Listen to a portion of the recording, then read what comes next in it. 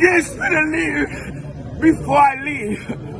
Je veux juste vivre avant de partir. On va mourir tous un jour. Moriremos todos un día. Pero no tengo que ser blanco para merecer respeto en esta vida. No tengo que ser blanco para ser inteligente. En la República Dominicana no respetan a los haitianos porque son negros. Porque los haitianos son tan maltratados así. Porque son negros.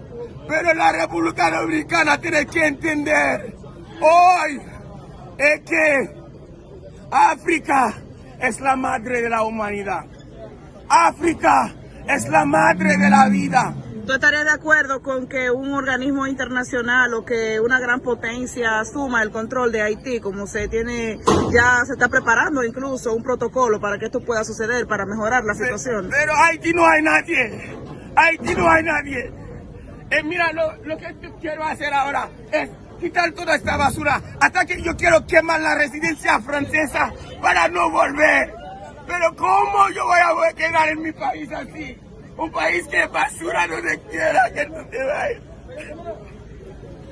Yo quiero solamente que el señor Abinader entiende que los haitianos son gente que coopera a la economía dominicana.